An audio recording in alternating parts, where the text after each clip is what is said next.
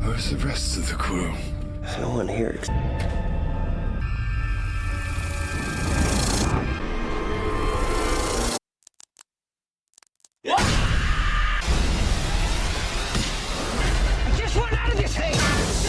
Do you know the symptoms of Pandorum? Starts with a shiver, a slow boil, the biological side effects of flying deep space, feeding into paranoia. Your mind has turned against itself. Help!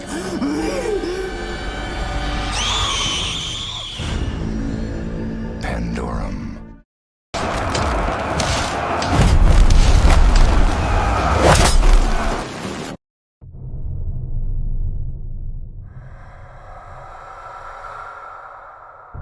Merhabalar. Pandorum filmi 2009 senesinde vizyona girmiş.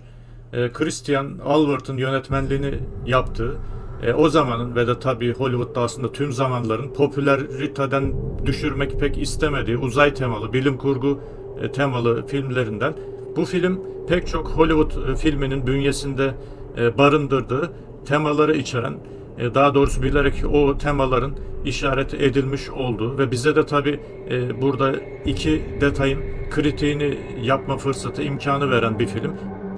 Deniz'in bu nefes kesen görüntüleri dün Apollo uzay aracından gönderildi ve yayınlandı.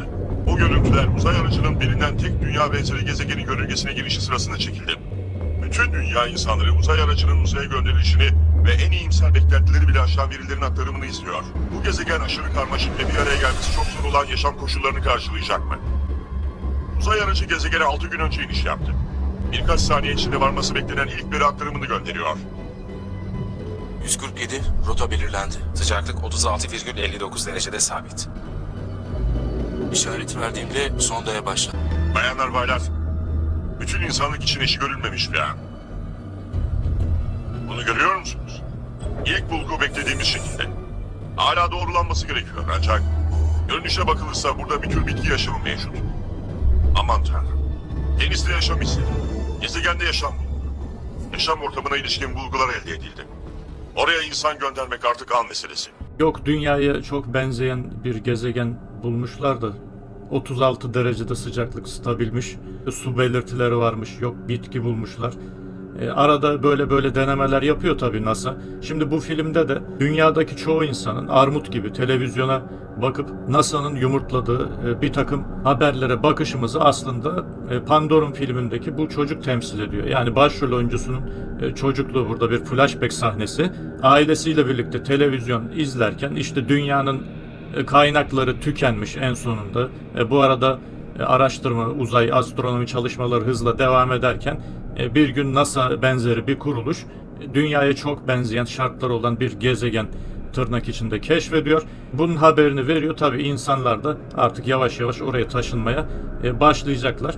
Tabii birinci detayımız aslında insanların kendilerine nasıl boş umutlar vaat edildiğinde, boş umutlar satıldığında buna armut gibi balıklama daldığıyla alakalı biraz. Yani önünü sonunu düşünmeden bu haberin kaynağı nedir? Bu haberi ulaştıran insanların fiilleri, amelleri nedir? Yani dünyada insanlara nasıl bir yaşama imkanı sağlamaya çalışıyorlar veya öyle bir hayat sunma girişimindeler de başka bir gezegende insanları topluca işte kurtarmaya dönük araştırmalar yapacaklar şeklinde hiçbir düşünce içerisine girmeden evet, dünyanın kaynakları tükenecek ve bir başka gezegene taşınma ihtimali olabilir diye Hollywood algılarıyla birlikte böyle 10 yıllardır yapılan senaryolara gözü kapalı balıklama, atlama. Aslında dünyanın çoğu işte ekranlara bu çocuğun baktığı gibi bakıyor. Yani bu filmdeki çocuk ve ailesi ana haber bültenlerine, bu tarz haberlere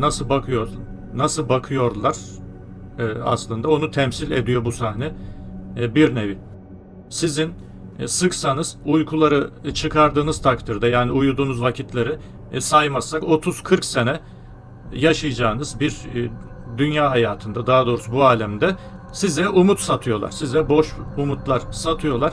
Bu umut satmalarının hedefi sizin ahiretten umudunuzu kesmeniz. Yani insanlığın var olacak, var olması gereken umutlarının hep bu aleme, bu dünyaya dönük olması ve kendisinin ebedi olarak bu alemde yaşama veya işte dünya bir gün patlarsa, yok olursa başka bir gezegene de taşınabiliriz abi şeklinde kuruntularla yaşamasını temin etmek üzere. Yani hesap günü yok, mizan yok, sırat yok, cennet yok, cehennem yok. İşte varsa yoksa Mars var, Jüpiter var. Dünya olmadı abi Ay'a gideriz, Ay olmadı Mars'ta yaşarız, Jüpiter'de yaşarız şeklinde bir takım kuruntular tohumunu insanların kalbine devamlı surette ekmek.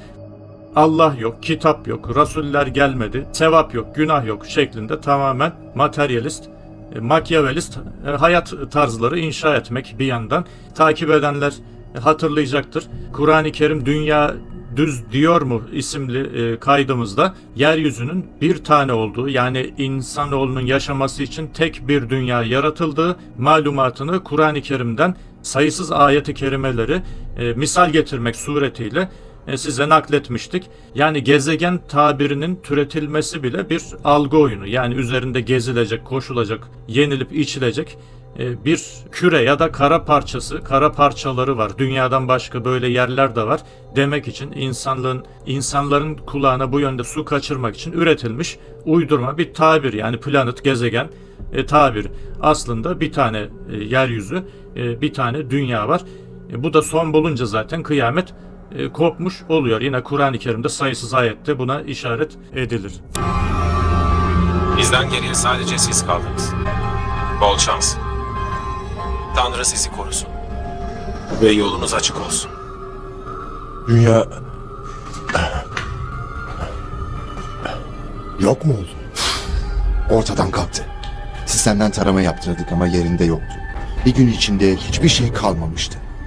Bir günde mi? Anlamıyorsun evlat. Yargılayacak kimse kalmadı. Aman Tanrım. Tanrı mı? Tanrı hayatta mı sanıyorsun? İnsanlarla birlikte o da öldü. Kaydımıza konu olan ikinci detay kıyamet algısını, büyük kıyamet, Allah'ın yeryüzüne, semalara, daha doğrusu bu aleme koparacağı, vakti saati geldiğinde kıyamet anlayışını çarpıtmak. Yani dünya yok olursa da başka yerde bir grup insan yaşamaya devam edebilir ya da kıyamet sizin bildiğiniz gibi bu alem için katıksız bir son olmayacak şeklinde bir algı. Bunu yaparken de tabii Allah anlayışını, Allah algısını da çarpıtmak. Yani Tanrı işte o da öldü diyor adam. İnsanlarla birlikte o da öldü. Yani Allah haşa doğabilir, ölebilir, evlenebilir, çocuğu olabilir. Resident Evil serimizde bununla alakalı bahsetmiştik. Yani Allah algısını, Allah anlayışını çarpıtmakla alakalı dileyenler o serinin son bölümüne müracaat edebilirler.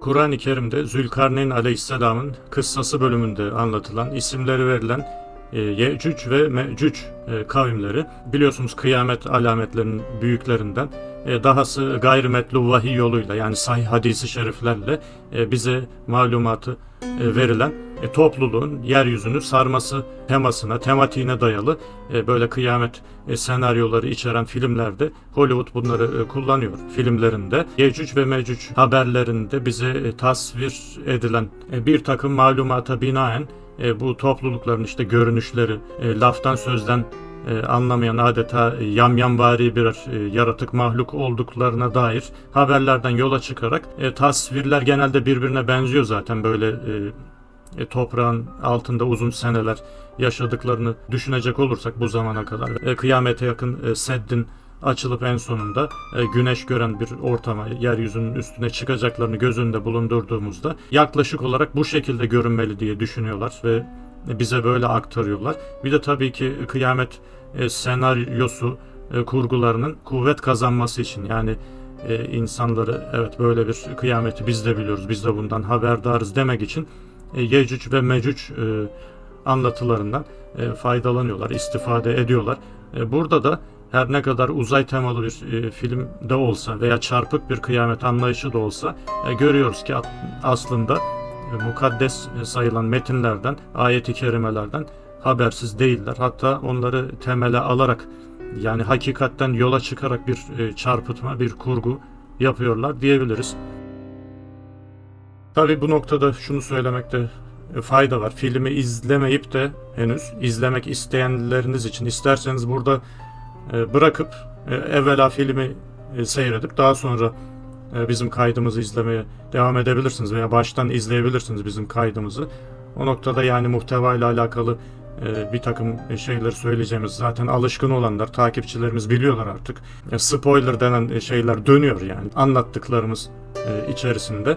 Filmin final sahnesinde umut tacirliklerinin ve sahte kıyamet algılarının bir sentezini yapıyorlar. Mürettebat bir işte çıkıyor ki meğer ki bütün olaylar gerçekleştiği sırada aslında uzayda değillermiş yani.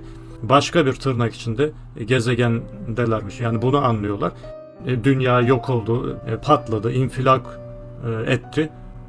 İnsanlar az bir kısım hariç yok oldu. 1000 küsür insan kurtuldu. Ve yeni işte böyle ismi Tanis olan bir gezegende yeniden hayat başladı. İnsanlar yeniden sıfırlanmış başka bir dünya üzerinde başka bir hayata başlayacaklar. Yani bu böyle bir devinim halinde aslında hep böyle kıyamet oluyor. Yeni bir dünya hayatı ve yeni bir insanlık tarihi başlıyor şeklinde bir kurgu yapıyorlar. Yani bu yeni bir şey değil yani bu böyle tek orijinal bir seferlik yapılan bir şey değil. Mütemadiyen bunu yapıyorlar. Mesela Nuh Aleyhisselam zamanında yaşanmış bulunan tufan hadisesini kıyamet olarak niteliyorlar. Benim önerim dünyanın sonunu getirelim. Ama kendi şartlarımızla. Önceden planlanmış bir kıyamet. Dünya nüfusunun temizleneceği ama altyapısı ve kaynaklarının zarar görmeyeceği bir kıyamet. Bu daha önce de yapıldı ve büyük başarıya ulaştı. Seçilmiş kişiler fırtınayı atlatacak. Yaratılışta yazdığı gibi gemiyle değil yer altında güvenli bir yerde. Yani insanların hafızalarından, aklından, kalbinden, zihninden büyük kıyamet algısını çarpıtarak ihraç etmek buradaki hedef ve tabii ki ne olursa olsun kendi teknolojileriyle, teknolojik imkanlarıyla ve insanlığın o tırnak içinde sarsılmaz iradesiyle her zaman Tanrı'yı da yeneceğiz veya Tanrı da biz olacağız veya her şey bizim elimizde. Kıyamet diye de bir şey yok. Ahiret alemi diye de bir şey yok. Cennet yok, cehennem yok, hesap yok, kitap yok şeklindeki algıyı böylece güçlendirmiş oluyorlar filmin finalinde kendilerince tabii ki. Pandorum filmi böyleydi. Biz iki detay üzerinde durmaya çalıştık. Aslında buna daha fazla meselede ziyade edilebilir ama kaydın uzamaması açısından malum zamane insanları artık tahammülsüz, sabırsız hale geldiler. O yüzden elimizden geldiğince kayıtlarımızı kısa tutmaya çalışıyoruz. Vesselamu ala men itteba'al huda. Görüşmek üzere.